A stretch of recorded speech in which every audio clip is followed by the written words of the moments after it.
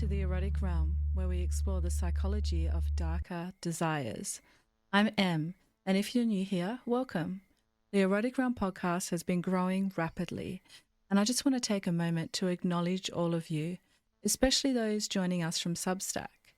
Whether you've been with me from the beginning or are just stepping into this world, I'm thrilled to have you here. This podcast is an extension of my work at Psychology of Desire, where I dive into the science and symbolism of the erotic mind. Here we move beyond surface-level discussions of kink and sexuality. We explore the why behind our desires.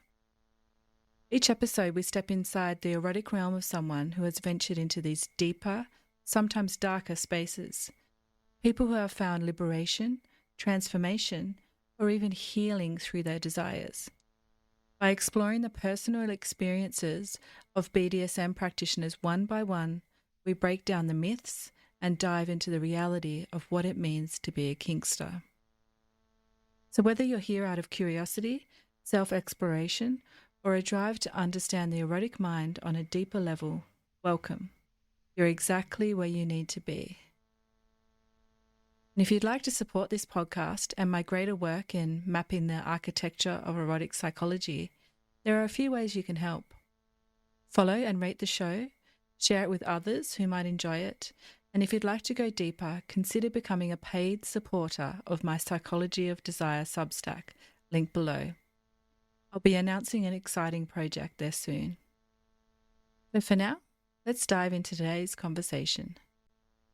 The following is a conversation with Endless, a 41-year-old queer, non-binary sadist, master, and dominant who embraces the fluidity of gender, desire, and control. Endless is not only sadistic to the core, but also thoughtful, intentional, and deeply attuned to the psychology behind power and play. In this conversation, we explore how their journey from religious conservatism to ethical sadism was shaped by queerness, gender exploration, and a passion for consent-driven connection. We discuss the difference between harmful sadism and what research calls the pro-social sadist, how hypnosis and mental manipulation intersect with kink, and what it means to hold someone's mind and body in your hands with care, even while we're inflicting pain.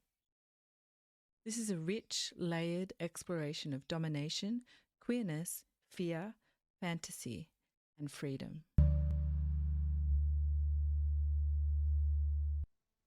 Hi everyone, and welcome to the Erotic Realm podcast. I'm so excited to have Endless with me today. It's a pleasure to have you here, Endless.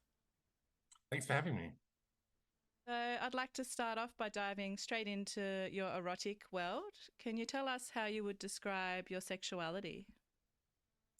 How would I describe my sexuality? That's a really interesting question. Mm-hmm. I think there's a strong element of work in progress. So Mm-hmm. I in the pre-discussion, you said you're going to bring up religion, and I guess we can get into it more there. But I had a bit of, I guess, an arrested development when it came to developing my sexuality as a young person, so since sort of entering a new stage of my life, it's sort of a few years ago, it's been a case of sort of figuring out, okay, what all this stuff that I've carried through my life, like what out of this that I want to pursue? Like what is it that I felt like I was missing, and I now have a chance and want to make a attempt to sort of include in my life now.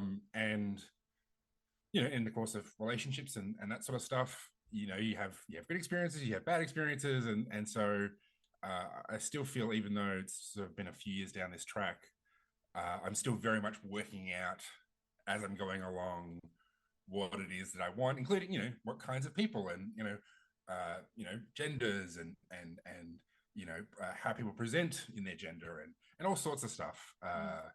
So I mean, broadly, I'd say, like, if I had to give myself the label, I'd say I'm pansexual. I'd say I think I'm a very fluid person, even though I sort of identify as a sort of a dominant or a top. Like I've had partners where I've quite enjoyed being around their dominant energy and sort of them using their dominant energy on me, even though I wouldn't say in that instance I was sort of switching. But I just sort of enjoyed that side of their personality. So yeah, I think pansexual is kind of the right term. Certainly have people use it, you know, that sort of fluid, just engaging with people where they're at. Lovely. And so you mentioned being dominant in your kink identity. Are there other roles that you identify with in terms of your kinky self? Yeah, I mean, I would well, sadism is one of them, which I know we're going to return to as a topic. Definitely was a sadist. I would say that there's sort of a daddy side to me as well, or mummy side. You know, it's nobody sort of tapped into that side yet, but I would be open to it.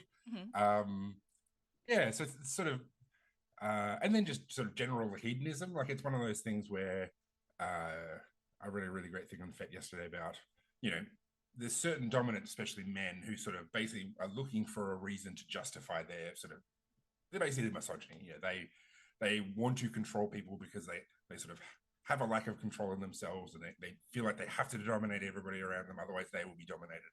And I'm not about that. Like, I enjoy being in control of people. I enjoy being in charge of a scene, but it's not like a pathological thing. Like, I can just hang out and be around people and enjoy being with them, and there doesn't have to be you know, like a power exchange element to it. So yeah, I'd say I'm a general hedonist as well, in terms of sort of kink identity, and including, you know, I've when I first joined the scene, I bottomed in Impact a fair bit because that was just sort of what was on offer, and I loved being Kane, and I loved quite extreme, intense Impact. Though I wouldn't really say I'm a masochist in that sense, because like I didn't enjoy it. It was sort of more about pushing through the pain rather than, you know, getting that euphoria that many masochists do. So yeah, much like I guess the pansexuality, I'd say there's sort of a fluidity there. I'm open to experiences with people, and if you let me be in control, or if you don't, if there's a void of control that needs to be sort of filled, I'll take it. But otherwise, I just sort of try to be open to where people are at. I love it. So you've mentioned embracing multiple pronouns as well. Can you tell us more about that for those who may not know someone who identifies in this way? How would you describe the feeling of identifying with multiple pronouns? So I say that I'm gender fluid or non-binary. I don't have a strong preference when it comes to pronouns, just because of my experiences, and I very much understand those who do, and I'm fortunate that I have had a lot of supportive people in my life. So I didn't feel like, I've never really felt that sort of, when I embraced that identity after sort of a long period of time of not denying it, you know, I was accepted, and so it made it easy to not feel sort of dehumanized when people would sort of use different pronouns. So, you know, he, him is generally what I sort of respond to, even though I don't feel like I'm a he, him. But if this is not a video podcast, but if you saw me, I have the hairline of a he, him, and I've got the rotund belly of a middle-aged he, him. And so it's sort of one of those things that, unless I'm sort of going all out to look femme, there's no confusion. You know, most people are not overly confused about what pronouns to use me, but that doesn't bother me. That's fine. I mean, I also would, you know, I haven't, you know, most people just refer to me him, but you know, they, them, totally fine as well.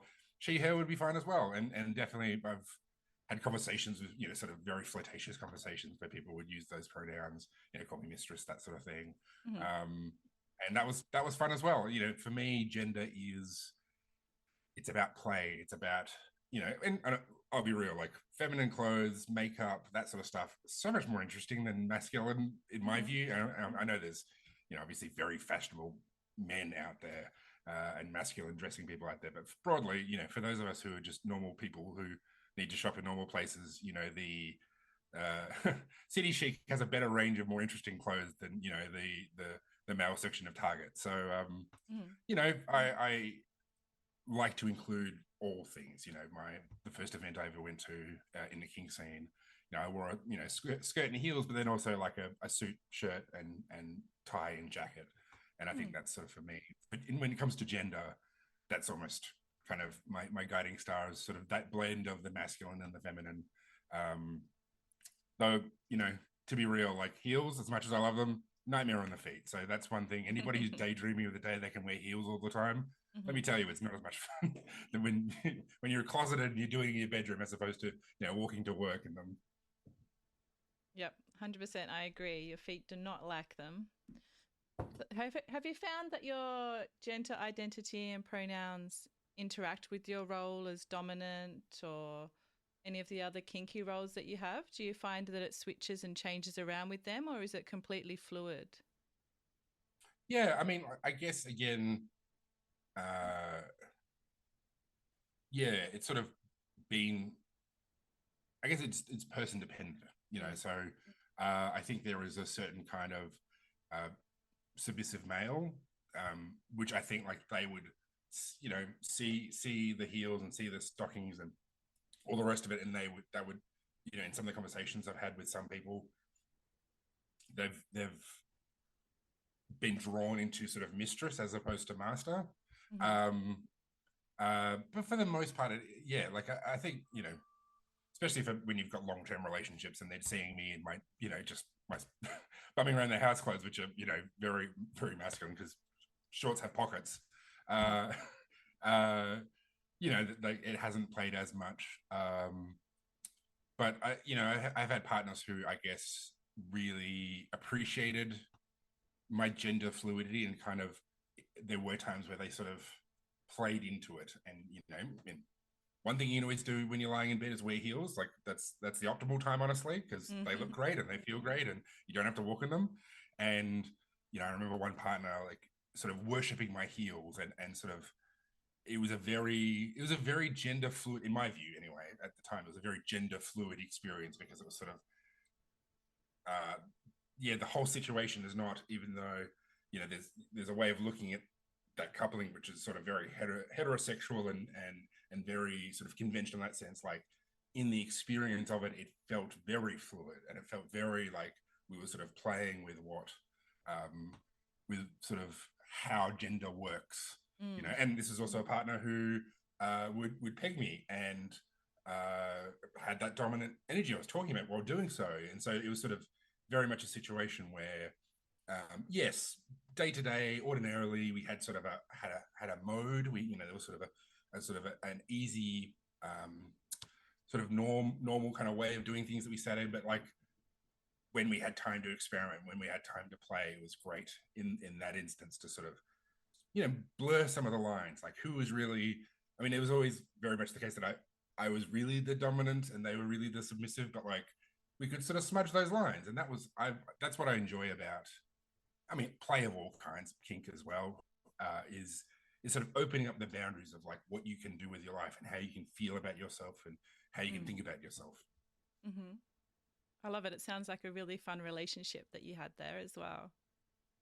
Now, one of Yeah, it the... was, I mean, sorry, Hmm? keep going. No, you go. Please share. I was just gonna say, yeah, like those moments are some, moments that I'll treasure forever. Mm-hmm. Beautiful. Now, one of the traditions on the podcast involves talking about a sexuality quote. And today's quote that I'd love to ask you about is from Sonia Deville, who some people may not know because she's an American professional wrestler. She's been a vocal advocate for LGBTQ plus representation in sports, and she came out publicly as gay in 2015, and she was the first openly gay female wrestler in WWE history. Now, the quote is, "Don't be afraid, don't be ashamed, don't ever apologize for your sexuality, just be you." So she's emphasizing the importance of embracing one's sexuality without fear or shame. How has embracing your unique sexuality allowed you to feel more like your true self? And what challenges have you faced in this journey? Well, yeah, the latter part of that question, that's the big one. So Mm. I grew up. I grew up in a very conventional suburban. I'm from Western Australia, Perth home, and but I've sort of borderline personality disorder and ADHD, and so even though my home life was just boring and dull, honestly, rather than it was a safe. My parents whatever flaws they had, they loved me and they did their best, and did a good job of loving me, I should say. It makes it sound like they did a bad job. But I had a lot of trouble in primary school. I At the time, I would have said I was bullied a fair bit, but now understanding rejection sensitivity disorder, it's sort of one of those things where like I'm like, oh, how much of that was real? But nevertheless, I felt like that, and that's what kind of mattered. Yeah. So primary school was tough. High school was pretty tough. And then the first week of high school, I got invited to a church youth group. And so I started going to that. It was one of my first sort of real social experiences where I felt a lot of acceptance. And so I sort of, I'll say, for convenience, I'll say I became a Christian a couple of years later. And so, non-Christian background, but became a Christian. And really, well, around the same time I was discovering religion, I was also discovering porn.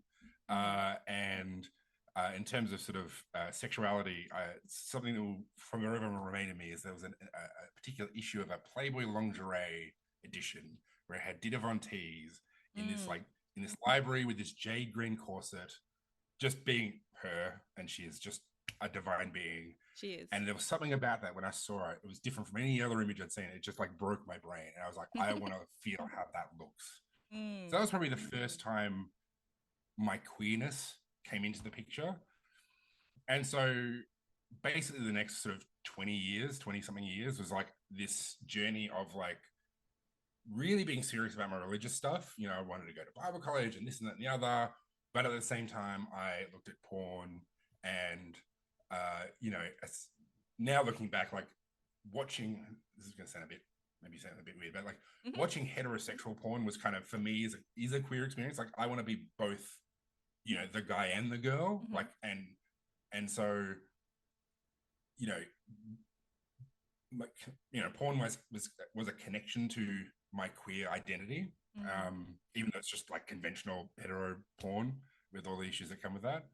And so, I spent 20 years in this kind of tussle, and towards sort of, the later part of that, I started to question, because, I want to go into Christian ministry, and hey, it turns out if you're honest with, yourself and others, a porn addiction, quote unquote addiction, is not, conducive towards that. So it's sort of one of those things that all my dreams started to die away because of this quote unquote addiction.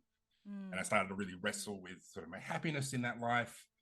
And I literally had a moment while I was working where I realized that I'd been looking at my life entirely the wrong way, where I instantaneously just realized that it wasn't me that was the problem, it was the Christianity that was the problem, and I just instantaneously like deconverted.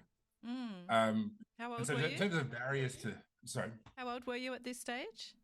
So I would have been in my mid-30s. Yep. So yeah, I at the time, so when I was 22 or so, I moved away from Perth into the southwest corner of the state, to be with my then partner, and then around about 11 years later, so this is sort of 2018. this particular moment happened, but 2016 I moved back to Perth to study for uni, and 2018 was sort of, and that distance allowed me to sort of get away from the life that I had been living, give me a bit more space to sort of question things. And 2018, so I was 36, 30, something like that, mid-30s. And I was, because I was at uni, I was working for Coles, I was literally scrubbing a bakery floor when I was and listening to my podcast, and just like had this moment, like, standing on the end of a broomstick. So that was, and then, I mean, I guess by virtue of the fact that I didn't grow up in the Christian, in churches, it was an easy way for me, a lot easier for me to get out compared to a lot of people I knew who had a lot of religious trauma. Like they went through a lot to get that point, a lot more than I did.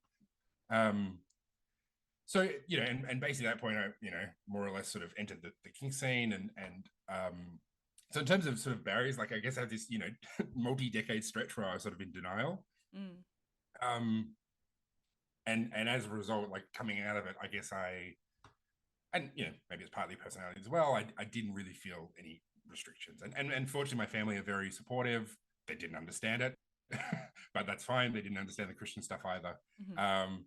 And so, and my parents had known about, I mean, they basically discovered like the stash of cross-dressing stuff I had as a kid. And so they knew there was something not a bit unusual about me anyway. So when I came out and sort of embraced my queerness, they're like, oh, okay, cool, we knew this the whole time. So Mm. yeah, I mean, there's stuff to do with polyamory, which I think they really didn't understand until they started to see it in practice. So, but they're just like, cool, whatever. Like, if it makes you happy, that's fine.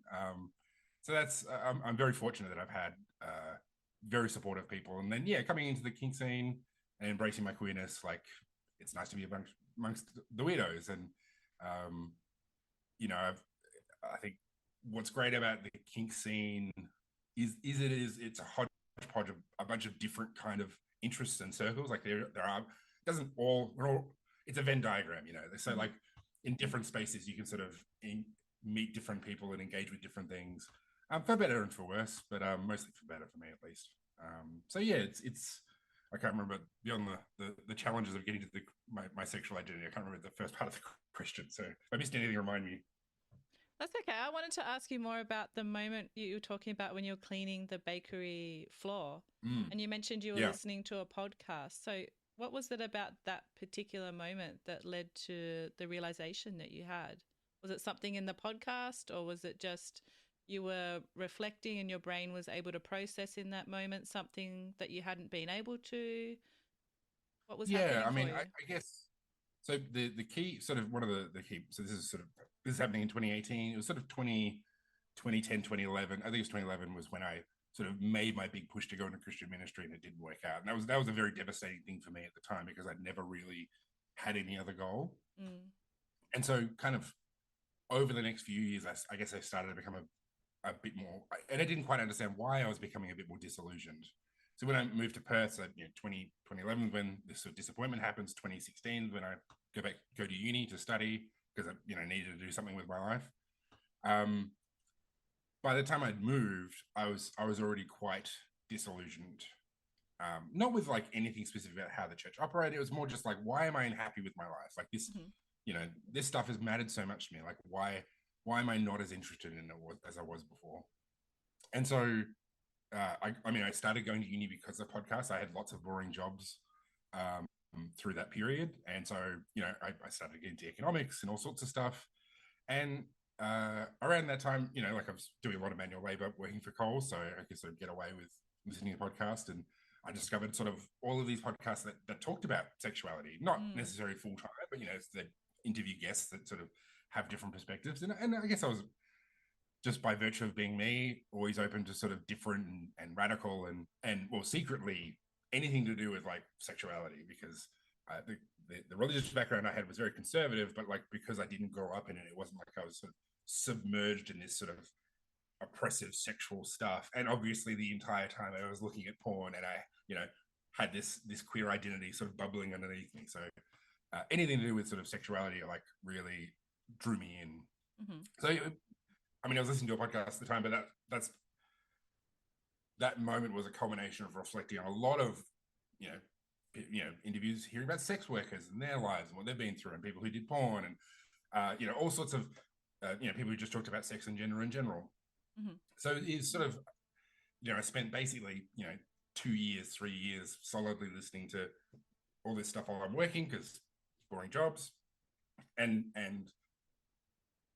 yeah, so there's no sort of one single podcast. So sort of the culmination, and then just like stewing over it, thinking about it, processing it. Why am I feeling the way am I feeling? Why is it that? And at that time, because of sort of all this, Trump was elected in 2016, and a lot of people I knew were sort of really, they were into Jordan Peterson, and they were getting back into religion, and they're getting enthusiastic about a bunch of stuff that I was increasingly disillusioned about. Mm. And so, thinking about all that, processing all that, it sort of, even though there was a single moment where I sort of changed my view, it was only because I'd spent, 4 years, 5 years, 6 years, really like grinding through like all of this self-reflection that got to that point. Yeah. And yeah, well, the ADHD, honestly, the reason I was listening to a podcast at the time is I have ADHD. I have a very low threshold for boredom, and scrubbing floors pretty boring. And so, I had something on all the time. Yeah. Okay, and is that how you found the kink scene? How did you end up getting into kink and finding out about BDSM events and people that were into kinky stuff? Yeah, I'm not entirely sure how I discovered the existence of, I Mm. mean, Fat Life in this instance. I guess like I'd started looking at kind of subreddits for, because even though I say I'm queer now, at the time I would have said I was a crossdresser. Mm. And then I started hanging out with crossdressers, and I realized, no, I'm not like you guys. I don't have a secret identity that's a woman. I'm just me, and I wear whatever I want. Um, so I guess like, but I was spending a fair bit of time on sort of, yeah, like sissy subreddits and cross-dressing subreddits, and I guess I must have heard about Fat Life from that. Yep. So more or less at this, when I had this moment, I'm like, well, cool, I'm just going to find some people who can understand me better. And so I jumped on Fat Life to sort of meet other cross-dressers, and within a month or so, I'd started going to sort of kinky events. And every time I went to one, I was like, oh, this is amazing. Wow, this is so cool. So it's sort of a weird thing where I didn't mean to discover kink, but I did. Mm-hmm. And I was fortunate that, my first few events were just like really great events, and honestly, some of the best events I've ever been to. And I feel fortunate that I kind of got into the scene just before sort of COVID came through and like obliterated all of that. So there was sort of almost a bit of a golden age aspect to it now in retrospect. Mm. So it was really by accident that I discovered all this stuff. But I guess being the kind of person I am, there was an extent to which it was always there to begin with. Certainly, I look back at, the relationship I was at that period. I was married at that time. I was with this person for about 15 years.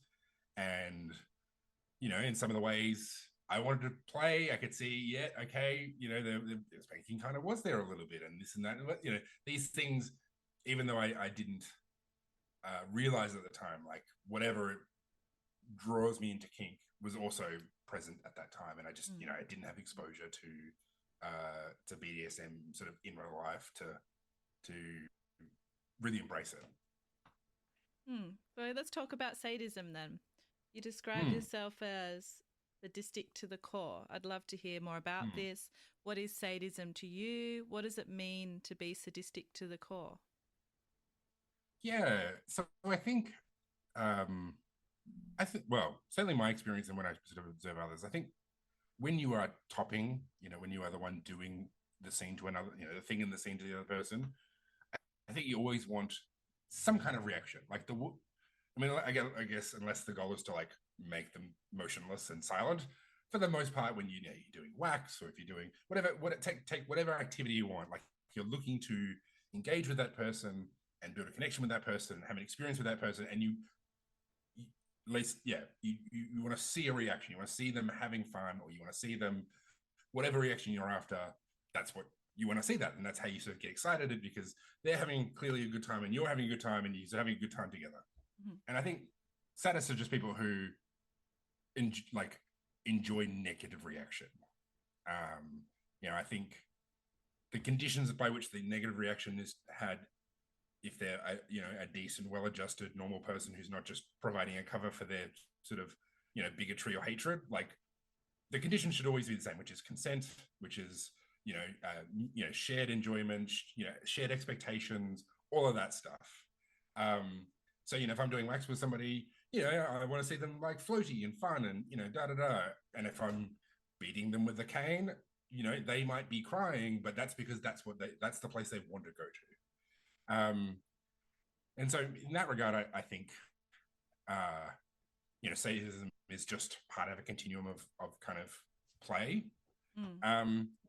Having said that, I think for those who are really into their sadism, they're really there's an how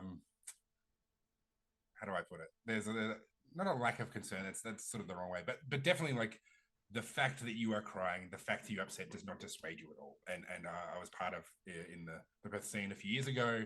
They did a competition called Six of the Best, which is 6 strikes with a natural cane, so a rattan cane, no warm up, and you take a photo, and it's sort of judged by a couple of sort of older people in the scene who are sort of experienced sadists and impact tops. And there was a stark difference between the people who wanted to just be part of the competition because they thought it'd be fun, and then those of us who are like, actually, no, even though this is a honestly horrific thing to do to a person, like the no warm up thing is really like unbelievably brutal. Mm-hmm. That's fine. We're okay with that. And I definitely I've tipped my cap to the 2 people who accepted being bottoms for the 2 years that I was a part of it, because it was, even for me, I looked at what they did and thought, wow, this is really tough. But it didn't stop me from doing it. After the second or third strike, that they are in a world of pain, and I am smirking. I'm smirking right now. You can probably hear my voice.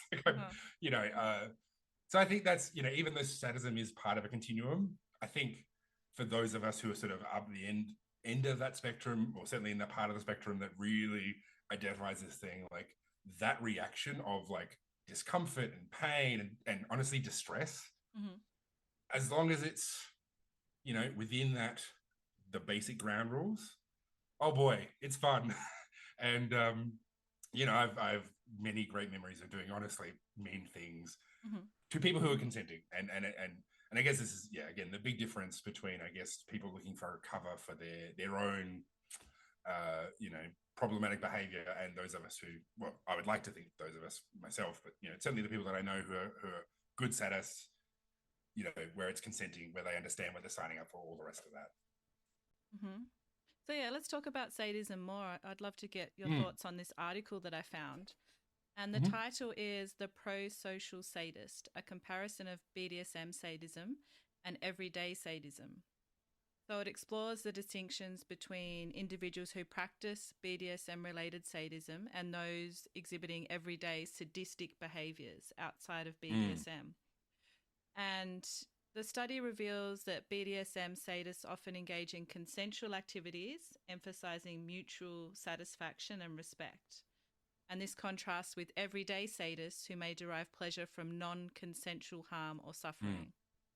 So it really highlights the importance of consent and ethical considerations within BDSM practices, distinguishing them from the more harmful expressions of sadism, which you've touched upon there. So I'd love to dig into these findings more and see what they mean for you in terms of your sadism. How do you...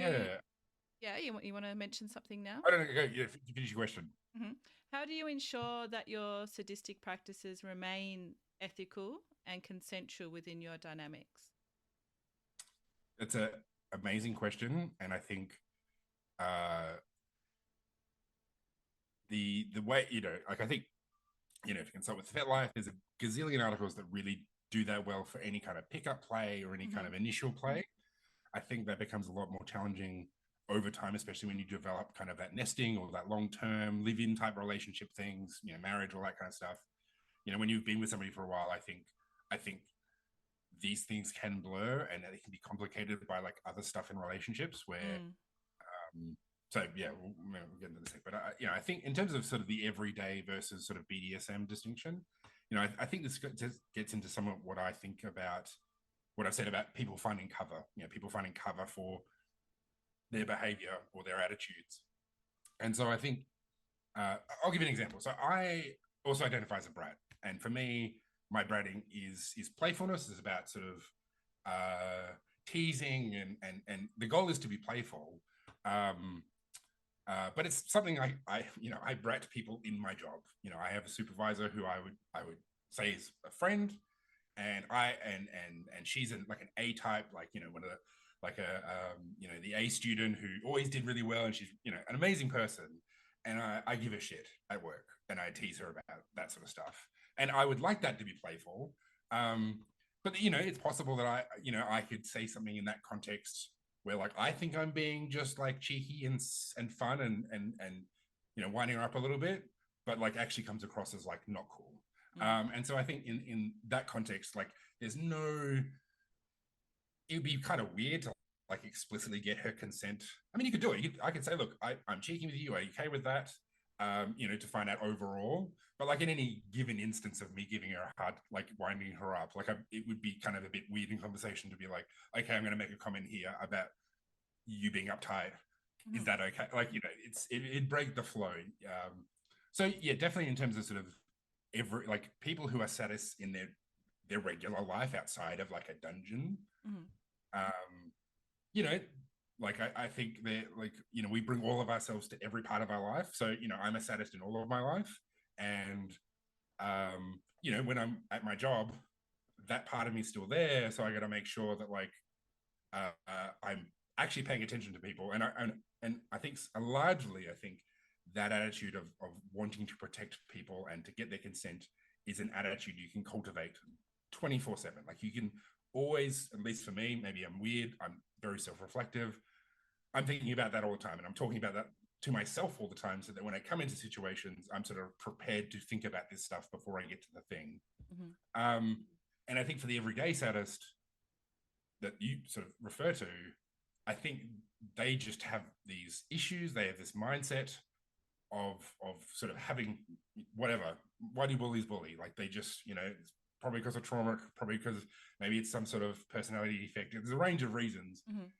And they don't necessarily bring that perspective of thinking about consent, thinking about safety, thinking about protecting people before they do whatever they do. They just exercise these traits, as part of what they do. And I've definitely met middle managers who that's their thing. Like they are sadists, and they're clearly exercising whatever petty control they can, probably because of a lack of sense of control in their own lives.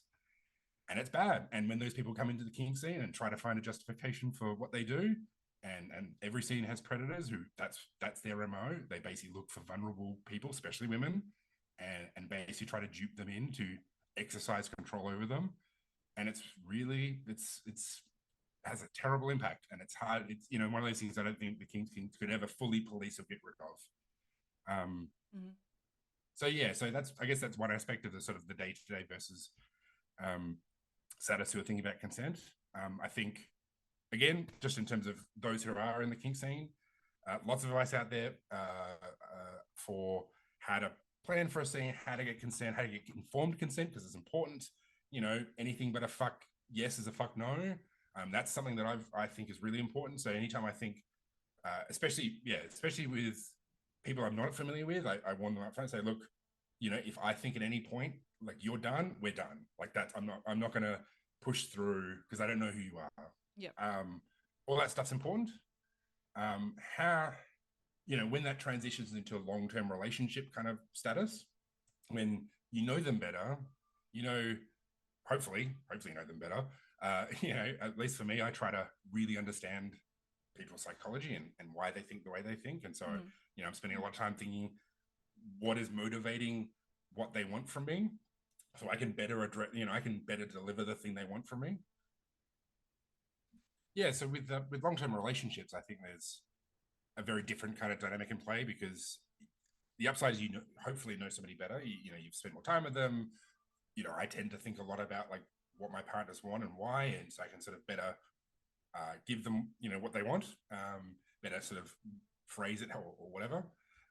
But things get complicated because you also go from not just wanting, what I want in this scene to I want my partner to be happy. And so that can complicate things because now you're starting to give up things of yourself to make them happy. You don't necessarily even know that they're doing that. And so, I've had situations where I've gone with the flow. I honestly didn't want to even do the thing, certainly not with that person. And I did it because it made my partner happy. And I'm fine with that. I certainly wasn't traumatized by it. But, I think in long-term relationships, you can end up doing, compromising a lot in a situation where if you were talking to a friend and talking about that situation, you would say to them, do not do that thing. That would be a bad thing for you to do that. You should tell your partner, X, Y, Z. And so, yeah, sadism and consent in a long-term relationship, I think it's something you should be proactive about.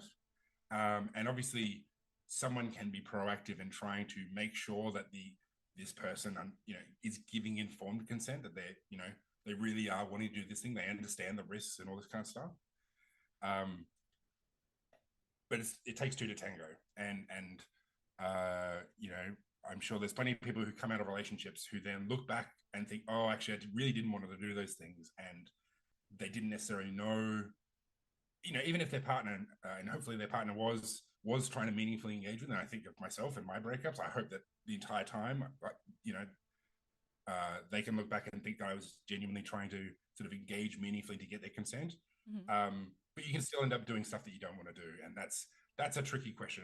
And I don't think there's a simple 10-point plan to figure that out, because if you have all, if you as, the bottom in that context have a bunch of stuff that even you don't understand, how can you possibly turn around, sort of make that dissatisfaction known to your top? Like it's and similarly, I'm sure it goes the other way. I'm sure there's people out there who are the dominants or the tops in their relationship, and they get pushed by their partners to do stuff that they would otherwise not do. And that's an incredibly complex part of human psychology that I am definitely not qualified to comment on in the brief period of time we have this morning. I'm curious about this, though, your point of view on this. I've heard from some sadists that they find it harder to hurt their partner consensually once more intense feelings are involved. Is that something you have experienced? And if so, what advice would you give someone who may be experiencing this? I haven't experienced myself. Maybe that's because, I don't know, I'm like, my conscience has been seared by experience or something. But I have a very good friend who that is the issue that they have with their partner, their long-term partner, is where, this is the person who taught me kind of about impact and has basically got to a point because of sort of experiences their partner has where they're not willing to necessarily go to a really intense place anymore. And so I think for a start, you should be kind to yourself. Like, you're concerned about your partner, you're concerned about their well-being. Like, that's not a terrible thing. Like, it's not a terrible thing to be like, I can't hit you, I can't beat the living shit out of you now because I love you too much and I'm concerned for your welfare. That's a good thing. Like, and if anything, you want to cultivate that so it's a healthy concern for them. I think if someone is struggling with that and they do want to get back to that place, well, for a start, why does it matter to you? And why does it matter to your partner for that matter? Like, the ultimate thing is, in all contexts, is like, why am I trying to do the thing I'm trying to do? Like, why does it matter? If I get this thing, what does it tell me about myself? What does it tell me about my desires or my what's important to me? Understanding the ultimate motivation matters, because there might be another way of getting to that place without necessarily doing it via, very sadistic play. Like, you might be able to meet that objective a different way. And similarly with your partner, like, they might, the reason they want to have the shit beat out of them because for them it means connection, or it means comfort, or it means, endorphins and adrenaline, for those who are masochistic, and they in a way that allows them to go into the subspace and all the rest of it. Okay, well, if that's your goal right now, there's not an agreed fuck yes for both parties. So, okay, how do we find another thing that meets that objective, that allows us to get to the place, maybe not as well as it did before, but something that can sort of fill that space right now. Also, go to therapy. I mean, that's just the rules for everybody. What the reason why you might be having these struggles could be tied to something that's important, that's worth talking about. And certainly my experience of long-term relationships is, you get to a point where you start discovering things about your partner, you start discovering things about yourself, about what really matters. These hidden things that, like, with the person you just hooked up with, you're never going to encounter. But now that you're in this long-term situation and you're bonding with this person in a much more intimate way, you're building a life together, stuff's going to come out, and stuff's going to come out that you maybe didn't realize was a thing, and now it's a thing, and you need to deal with this thing. So therapy. And I think thirdly, like, if you're sort of working through those first two steps, you're kind to yourself. You don't want to, you shouldn't be beating yourself up about these things. Go to therapy. Just, find ways to play that don't bring in anxiety. And I say this as a person who has areas of my life where I have a lot of anxiety, and I'm really struggling with that. I think you can sort of go, well, how about we do wax play, and like, I'll because you can find lesser ways to kind of, if you're willing to and you're open to, like, dealing with those feelings, those negative feelings, pushing yourself. Okay, I'm gonna do this thing. We're gonna do it in a way where I'm gonna push myself just a little bit, like, just gonna push my boundaries to sort of see how that goes, and maybe you reconnect with a thing, maybe you get to experience something, and that allows you to access that part of what was in your relationship. And maybe you don't. Like, it becomes trial and error. Like, there is certainly, in my experience of relationships, and maybe that's not, that's a data point of, a couple of things. It's not I'm not working with you're much more the expert of statistics than I am. But sometimes in relationships, parts, things can sort of exit the relationship and never really fully come back. And I think that's, for me, that was devastating at times. And that's hard to grapple with. Like, that's hard to sort of, sometimes hard to manage. But, trial and error at least gives you a chance to sort of figure it out. And certainly if you're willing to give it a go and they're willing to give it a go, why not give it a go? Just, what's the worst going to happen? Like, if you're with somebody who you've got that connection with, you otherwise hopefully got a very wonderful life together. Well, you could do a thing and it doesn't work out. It's not as satisfying as you would like, and that's okay. Mm-hmm. Yeah. So that's sort of the advice that I would give to somebody who's sort of struggling with that desire to be sadistic with somebody who they are deeply committed to. That's great advice for a complex situation. So thank you for sharing that.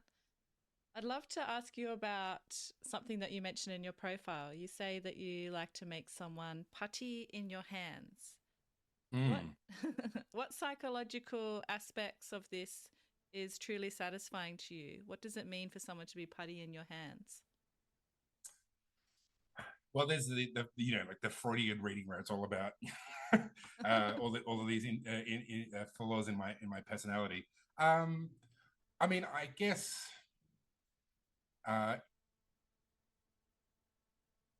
yeah, and I think this is tied to the sadism where I enjoy having the capacity to push somebody, and certainly when I've started playing with somebody new, sort of after the second or third session, like I feel, well, thankfully, at least, to the best I understand it, they feel comfortable with me and I feel comfortable with them. And that's where you can sort of start to sort of not push boundaries in the sense of things they've definitely said no, but like in terms of taking them to a place which they can only get to via trust. And I think that's what allows for much more interesting, much more complex play and enjoyment, is finding the spaces where you can only even attempt it because you have that bond and you have that trust, and that's something precious. And like, I enjoy connection. That's what I enjoy the most about my scenes. Like, it's if I was beating the absolute shit out of somebody and I didn't feel connected with them, I honestly wouldn't have that great a time. Like, I'd rather play with somebody who I'd beat them with a feather if it meant that I felt really connected with them, as opposed to like the craziest masochist who I just felt nothing with. So having that trust allows me to sort of be like, okay, well, I'm going to hit you with this toy that's a little bit more intense and see how you react and see how you feel about that and see where that takes you. And I can, like I've had an impact partner where they really enjoyed like the manhandling side of things, and they really enjoyed it when I kind of like would sort of grab them and pin them down, and it sort of became a bit of a primal thing. And I guess like the in terms of sort of the ability to play, when you have that connection, when you have that trust, and they are putty in your hands, it's like, cool, let's do some fun stuff. Let's go to some places and see how you feel about that. And also, I guess in terms of just like making sure you have that consent, like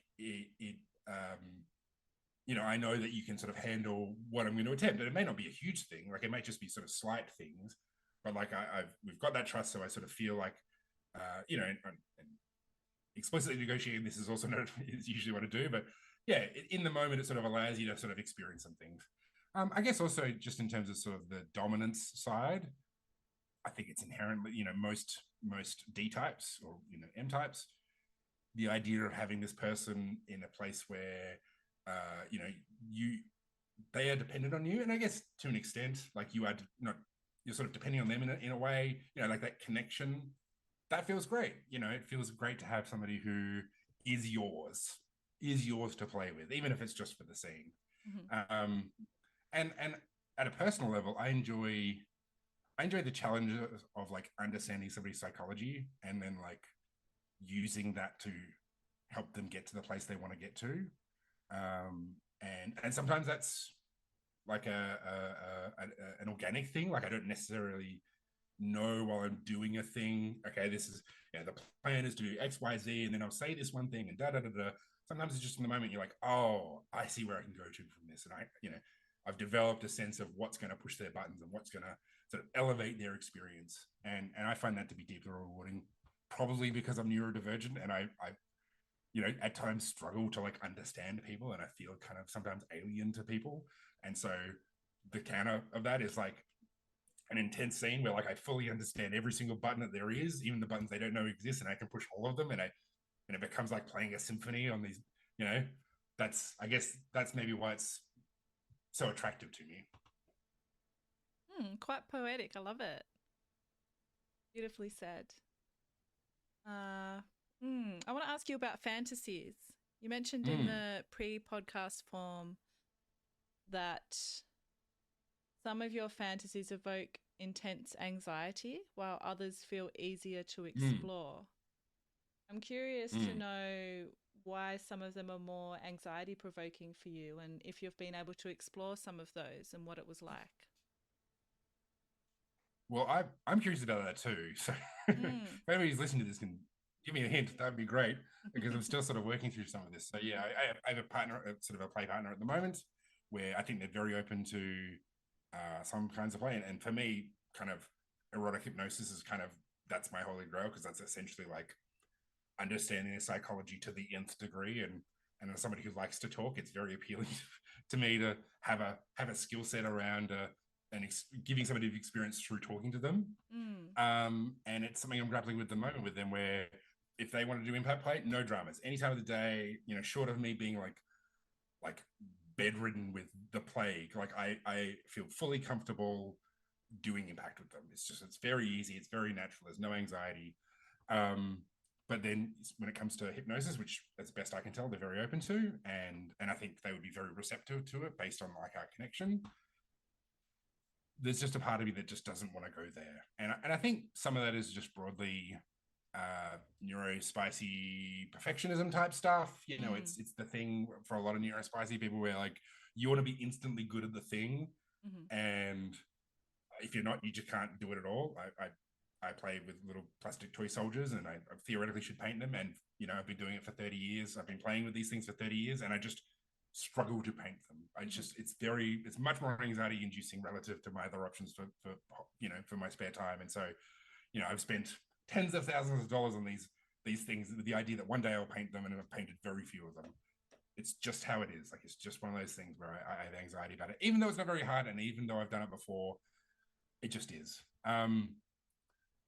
So yeah, so there's and I very, I guess, in like big fantasies about having somebody. And I've listened to sort of hypnosis podcasts where they talked about like whole weekends where somebody was like basically in like a hypnotic fugue, like they're just sort of in this Mm. like dream state for a weekend. This person's like, they're coming, sort of becoming aware that they're in sort of like a McDonald's or whatever, and this person's like toying with them, and then they're losing time, and all that sounds like amazing to me. Like, it just sounds, I guess it's like my version of the abduction fantasy of just like having this person who I can just like toy with their mind at any point.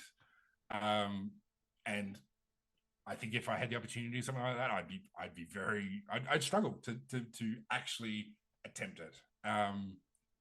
And I guess when I overcome it, maybe I'll come back on the podcast and tell you all about it. Right now, it's one of those things where it's uh, I I try to be honest with myself and say, okay, I want to do this thing. I keep saying I want to do this thing. This person's offering to do this thing with me.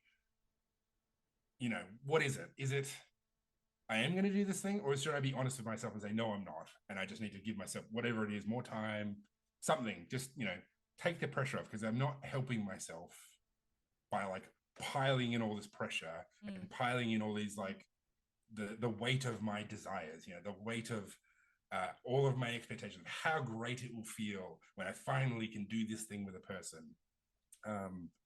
Which I think that's an issue for everybody Yeah. in all of just life, but kink especially, of like, you're a submissive, you've always wanted to have the perfect dominant, and you finally get to do a dynamic with this person you've built this trust with, a long-term relation, and then you got to do it, and it's not quite how you imagined it when you were fantasizing about it all those years. Mm. And that can create issues, because you can build resentment and all this sort of stuff. Same for dominance. It's no different. Certainly for me, that's been my experience to an extent. I think our fantasies, they're fun, and they're hot, and they're great, and I love that stuff. But there's also like the other side of the other edge on that sword is the failure to achieve the fantasy, and Mm. how are you going to react when you can't actually do the thing that you wanted to do in your head, because and like real life is boring. The people who you gotta like pay the bills with and raise the kids with, and struggle alongside as you both go to your jobs, like that, those people are not necessarily like the center of like erotic desire. You can be really tired and you're grumpy and all this sort of stuff. All of these reasons why the thing that we want doesn't play out. Like I think that's something for me at least. I have been spending a lot of time reflecting in those areas, and yeah, it's still a work in progress. Where, as I said, other stuff, impact, easy, do it in my sleep. Yeah, how that is, and because I guess maybe part of it was because I joined the kink scene. I didn't necessarily join it to be an impact top, and I kind of discovered it, and so I was able to kind of play with it more easily because I never had any anxiety about it. Like that I never sort of. I mean, I love impact. I don't know if I ever fantasize about it. I guess I fantasize with specific people, of like when I see them, like, oh, how would that feel to do this thing with them? But like, it's not like I spend all of my day daydreaming about impact. Where I probably do spend a lot of parts of my days daydreaming about things around hypnosis and things around DS and things, other parts of kink, and that's what creates those weighted desires and those weighted expectations. Well, yeah, I'd love to have you back on the podcast if you do explore that fantasy. Do come back and tell us about it. It'd be fascinating to hear how it evolves. You mentioned your nerdy hobbies in there as well when you were telling us about your fantasies. And I wanted to ask you about that because many nerdy spaces thrive on storytelling and immersion. Do you see parallels between your nerdy hobbies and the way you create scenes or dynamics in kink? Boy, do I ever. So I've not had as many conversations about Dungeons and Dragons until I joined the kink scene and started going to munches and finding all these D&D nerds. And so something I've genuinely thought about, like, why is it that there's this Venn diagram with D&D and BDSM, and there's like quite a bit of overlap. I genuinely think, so for those who don't know what D&D is, Dungeons and Dragons, for the most part, it's an experience where you're sitting around a table with your mates and you're making up stories and you're rolling dice to help tell those stories. And it requires a certain amount of kind of mental imagination. The orcs, I mean, you can have sort of miniatures on the table and stuff to sort of represent your characters and the enemies and whatnot, but not everybody does that. So for them, and even if you do, like, there's still an element of like this little bit of plastic sitting next to this other little bit of plastic, they're attacking them. And so you're in your mind's eye, you're imagining them lashing out and striking, and you're trying to be descriptive about it.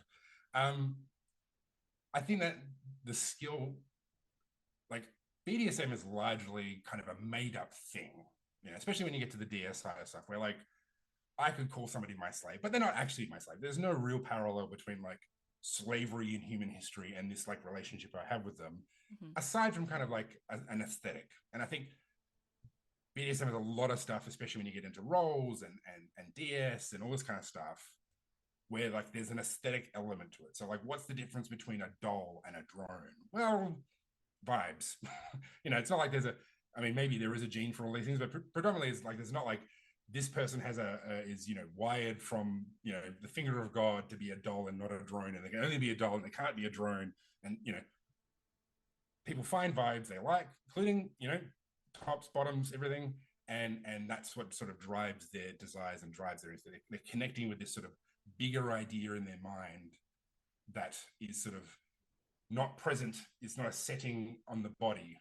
And so I think that's why D&D, Dungeons and Dragons, or role-playing games in general, fits well with kink, because they're both acts of imagination. They're both acts of looking at an experience, looking at a sort of physical thing in the world, and having this overlay on top of it in your mind's eye of like, this is what's actually happening. Like, what's happening is I'm sitting around a table and rolling dice, but in my mind's eye, I am a hero in the dungeon taking on the orc. When I'm doing a scene, even I guess even like an impact scene. So an impact scene is a real thing. Like, I'm really hitting them, but like there is an overlay of like ideas in there about control and fantasy, and if they're like a baby girl, or if they're they're an object or whatever it is, like even with people I don't have a DS dynamic with, you can have those elements come into the scene. And so being able to, the skill to imagine that overlay, to imagine that thing sitting on top of what's physically happening, I think that's a skill that gets trained through specifically role-play games or any kind of imaginative play like that. I guess like improv, or it's probably like theater nerds who could like say the same thing. And this stuff is a skill. It's something you can train. It's something you can get better at. Says the guy who just said he can't do these fantasies, but hey, let's not get into my hypocrisy. So yeah, I think honing that skill can be done in a variety of ways, and role-play games is one of them, and kink and DS and all of that is another way you can sort of use that skill. Beautiful. Yeah, we do love stories. Now, I wanted to ask you a question from one of our listeners as well. And today's listener question is, how did you meet your first BDSM partner, or the first person that you explored BDSM with? And what was that experience like? BDSM partner, I guess it depends to finding. So I when I first joined the scene, I initially bottomed a fair bit in Impact because the sort of local, there's a swingers club in Perth that sort of does double duty as kind of like a hangout place for kinksters. At the time, they had a Friday night where they had some dungeon master and dungeon mistress, and they sort of freely taught newbies and sort of offered sort of pickup play. And so I did at that time. So this is sort of early 2019, sort of mid 2019. And I didn't really have any gear of my own, and I didn't really sort of have any stable play partners. I guess I sort of bottomed a fair bit. But I guess in terms of sort of having somebody who, like a partner where I had really consistent sort of play, sort of later in the year. Eventually we got married, and we have subsequently split up, which is not the most fun. But we met at a munch. So this would have been sort of April 2019. We met at a munch. They were with a partner who, had protocols where they couldn't really talk to me. So this person basically observed me for like months at a time. Like it was sort of met them in April. We didn't really sort of even get close to getting together till November.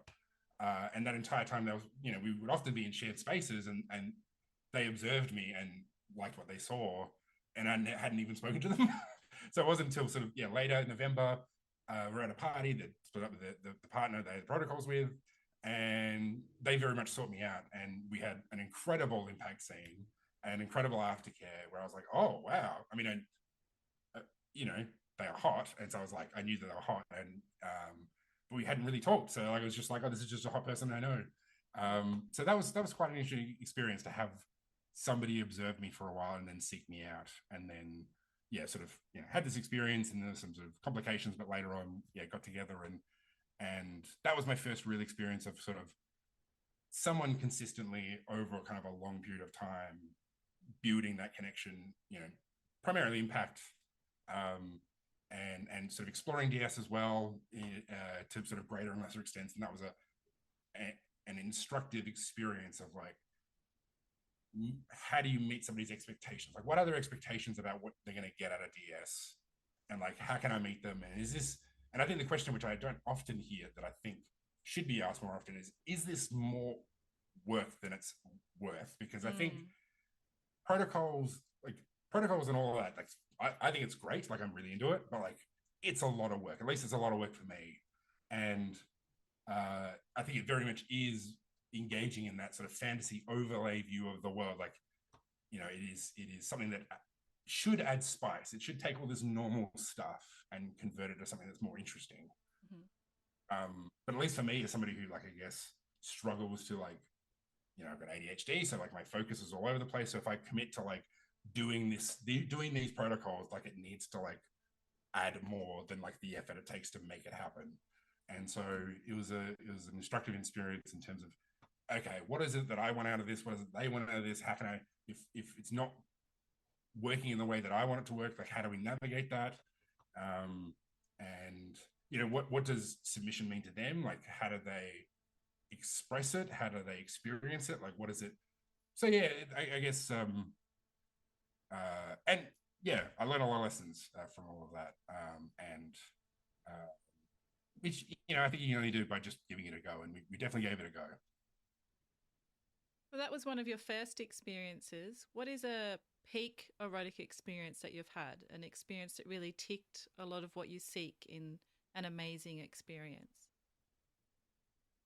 Um,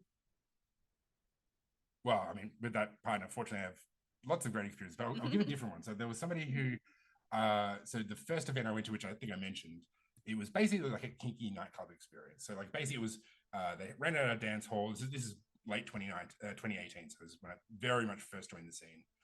And basically it was a dance, like a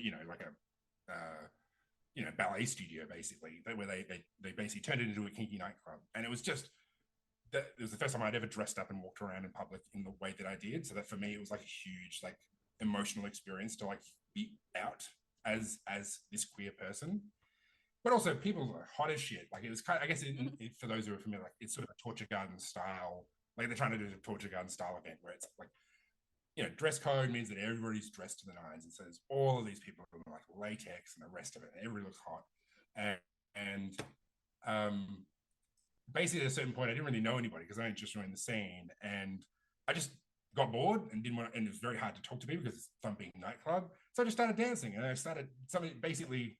I'm started dancing, and then people just kind of joined me because like somebody needed to do it, and I did it, and so then more people felt comfortable to do it, and I became friends with somebody through that who was looking to sort of get back into the scene and sort of embrace the sadistic side. So um, uh, it was complicated and difficult. There was a bunch of challenges there, but we did have one scene where I bottomed, where for the most part when I bottomed for impact at that time, like, I would, because I was reading through the pain, there was sort of very much like in the moment, I'm, clearly in pain, but usually for the most part, like as soon as the scene stops, I sort of stepped away from the cross and I was fine. Like maybe I needed to wipe my nose, drink some water, but otherwise I didn't need much aftercare. But this scene with this person, when this scene happened, it'd been a few months. We'd sort of done some scenes before. It was just, well, for me, it was probably the only time I've got kind of into a subspace of sorts. It was one of the only times I kind of got floaty. Hmm. And afterwards, so we finished the scene. This is in this kink, this swingers venue, so it's sort of open area, so lots of people are watching.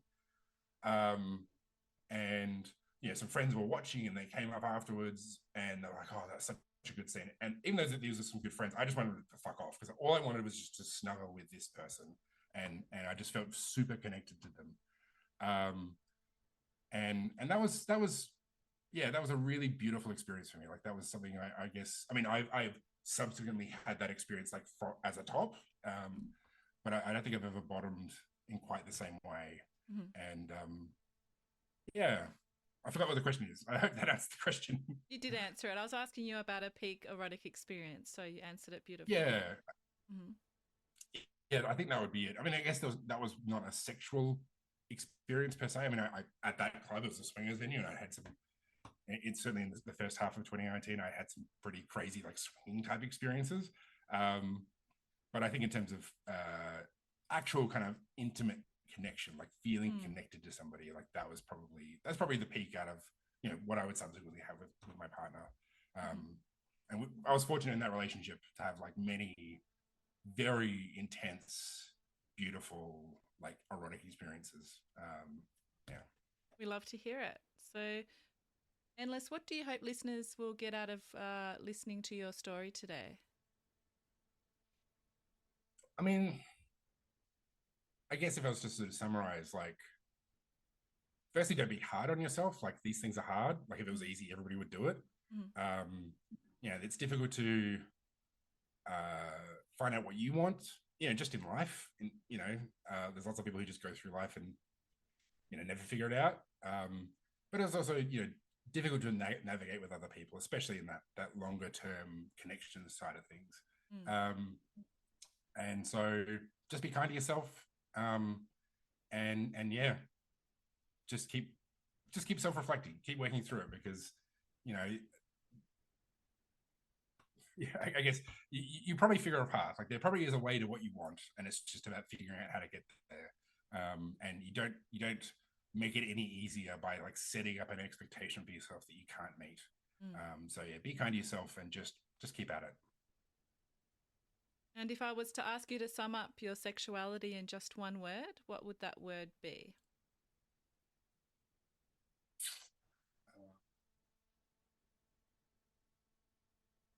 I would say exploratory. Mm-hmm. I think even though I guess I've sort of settled on a few things that like this is what I enjoy and this is how I am.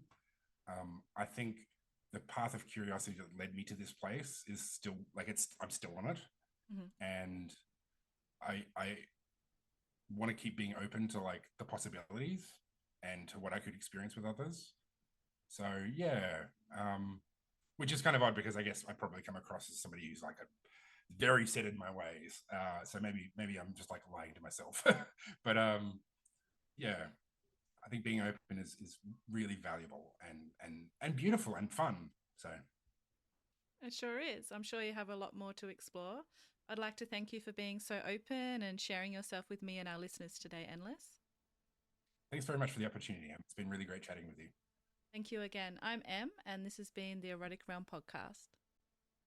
If you enjoyed today's episode, I'd love it if you could follow the podcast and leave a rating or review.